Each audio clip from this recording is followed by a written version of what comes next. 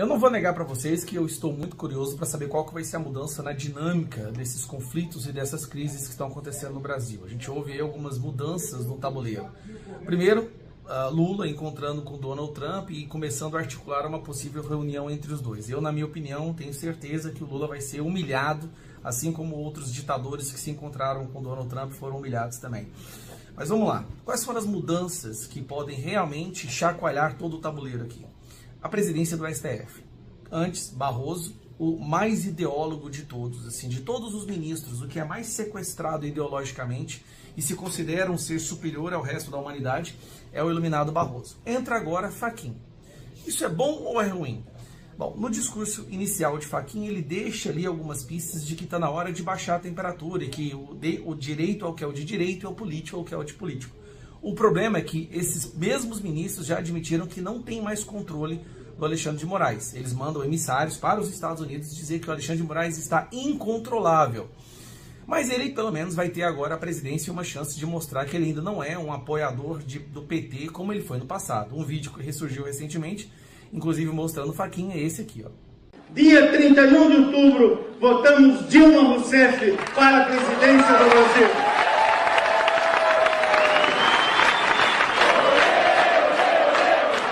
Então eu não tenho esperanças muito altas de que essa nova presidência do STF vá mudar ou vai diminuir a interferência da Suprema Corte nos outros poderes ou diminuir a intensidade dessa ditadura do judiciário.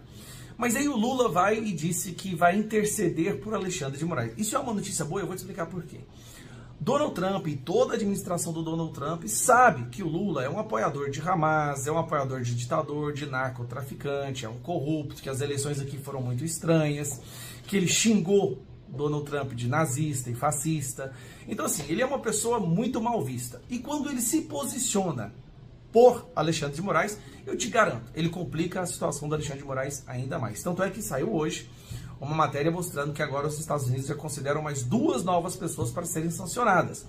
A matéria diz aqui, como vocês podem ver, Estados Unidos avalia que novas sanções a ministros do STF serão inevitáveis. Ou seja, não adianta que o Lula fale ou deixe de falar, novas sanções vão acontecer.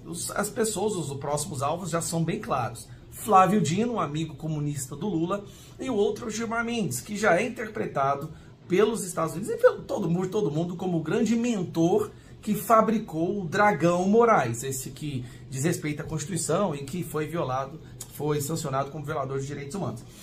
Aí muitas pessoas falam, mas a Magnitsky parece que está fraca, não vai mudar nada. Bom,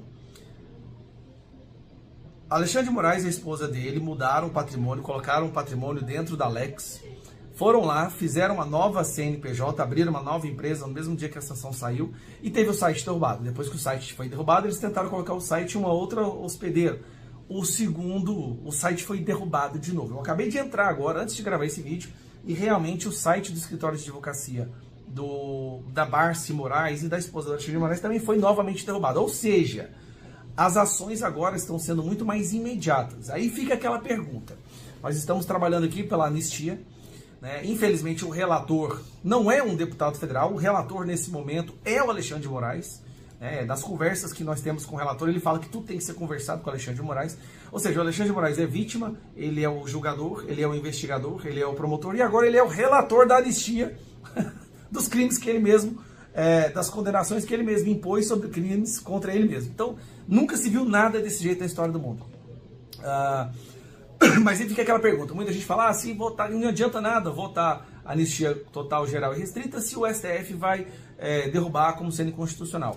A minha interpretação vai ficar bem clara a mensagem que se for derrubada uma anistia aprovada pelo Congresso, os representantes eleitos, as assinaturas, aqueles ministros do STF que colocarem o dedo para derrubar essa anistia, eles também provavelmente, aí eu digo provavelmente com 99% de certeza, se tornarão alvos também de uma sanção dos Estados Unidos. E agora eles estão entendendo. Assim, eu posso te dizer que depois de todos esses meses, eles finalmente estão entendendo a gravidade de uma Magnitsky. Porque quando se pegou a esposa, aí vai escritório de advocacia, instituto, inclusive há rumores de que virão aí sanções contra o Banco do Brasil por ter mencionado para o Alexandre de Moraes fazer cartão de crédito da Elo, que também está debaixo da bandeira, pertence ao Banco do Brasil e uma parceria entre outros bancos. Qual que é o resumo aqui? Muita coisa mudou no tabuleiro. Não podemos dizer se mudou para melhorar ou para piorar.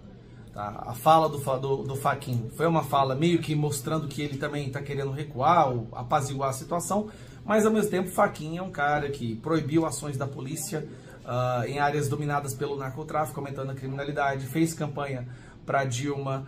É um cara que ele foi o responsável por descondenar Lula, não se esqueça disso. Tudo isso que a gente está vivendo hoje, essa convulsão aconteceu porque ele inicialmente foi lá e tirou um condenado de corrupção da cadeia porque ele viu que o CEP estava errado ali no processo. É muita coisa, gente, que está acontecendo. Vamos continuar trabalhando e lembrando, dia 7 de outubro aqui em Brasília a gente precisa do maior número de pessoas caminhando ao lado dos familiares das vítimas do 8 de janeiro. Então assim, vai ser uma semana frenética, com certeza. Muita coisa mudando, a gente só não sabe se vai mudar para melhor ou para pior. Um abraço. Escuta isso aqui e me fala se isso é normal. Eduardo Tagliaferro era um dos braços direitos do Alexandre de Moraes no sistema, na indústria de repressão e de censura, principalmente durante o período eleitoral. Eduardo Tagliaferro apresentou ao longo dos últimos meses uma enxurrada de provas inquestionáveis, mostrando como esse sistema agia de forma ilegal. As certidões positivas e negativas para prender pessoas que estavam acampadas na frente dos quartéis, as decisões sem fundamentos para derrubar perfis de pessoas que apoiavam Bolsonaro, críticos do Lula, críticos da ditadura do judiciário. Ele apresentou conversas, apresentou áudios, documentos, mostrou um documento que foi fabricado de forma retroativa para justificar a busca e apreensão na casa dos maiores empresários do Brasil por conta de um joinha em um grupo do WhatsApp. Ele mostrou, inclusive, na semana passada, numa audiência pública na qual eu presidi na subcomissão de combate à censura, ele apresentou ainda mais provas, mostrando o envolvimento até mesmo de pessoas da Globo. Escandalosa forma como a direita foi censurada, perseguida e presa. Eduardo Tagliaferro era assessor do Alexandre de Moraes, um dos principais nessa indústria da censura. Ele começou a apresentar provas mostrando tudo isso. Teve que fugir do Brasil, porque sabia que ia ser perseguido. Como cidadão italiano, ele foi para a Itália. Da Itália, ele continuou a apresentar as provas e apresentar também a forma como ele estava sendo perseguido. Como o processo contra ele estava sendo movimentado de forma rápida. Na verdade, talvez, o processo mais rápido na história do judiciário brasileiro. Hoje, nós somos surpreendidos com a notícia de que ele foi abordado na casa dele pela polícia italiana, foi detido, levado a uma delegacia. Aparentemente, ele não vai ser preso, mas vai sofrer cautelares. Poderá ficar em casa, não poderá sair do seu estado. A esposa não pôde acompanhá-lo. Tudo isso porque o Alexandre de Moraes quer a extradição do Eduardo Tagliaferro. E qual é o crime que Eduardo Tagliaferro cometeu de acordo com o Alexandre de Moraes e a PGR? Ele quebrou o sigilo interno da instituição. Peraí, ele está denunciando um crime. Quer dizer que uma pessoa que trabalha em alguma das instituições do Brasil, no judiciário, e descobre que alguém está cometendo um crime, ela não pode denunciar, o que também é um crime de prevaricação, porque se ela denunciar, ela estaria cometendo um crime de quebra de sigilo? A situação a qual nós estamos vivendo é muito pior do que você imagina.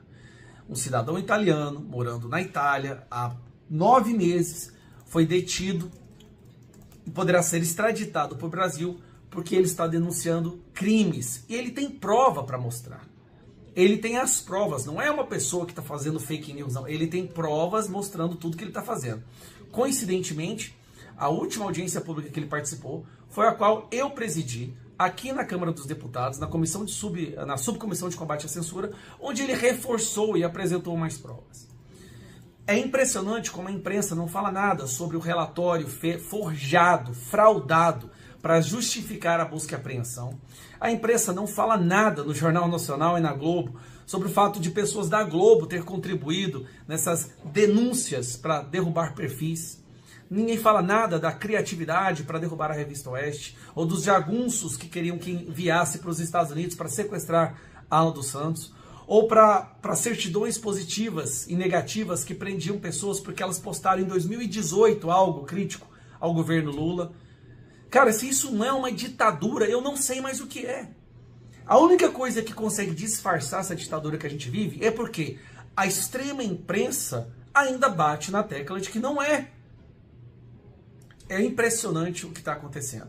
Bom, eu acredito que em breve ele estará na sua casa. Pelo que indica, ele poderá continuar usando as redes sociais, mas não poderá sair do seu estado. Ele foi notificado do processo de extradição, poderá fazer a sua defesa. Espero que a justiça na Itália não tenha sido corrompida, destruída, como é a justiça aqui no Brasil. Eduardo Tagliaferro não cometeu crime algum. Crime ele teria cometido se ele ficasse em silêncio ao testemunhar crimes. Isso se chama prevaricação. Ele fez o que qualquer pessoa decente faria. Ele está denunciando, apresentando as provas, pedindo para que seja investigado, mas ao invés de investigarem os crimes que ele denuncia, a justiça brasileira quer prender aquele que denuncia. Nós estamos passando por um período sombrio no nosso país, talvez o mais sombrio de todos. Eu espero que a gente possa vencer no final. Eu tenho fé que a gente vai vencer, só que o que está acontecendo é simplesmente assustador.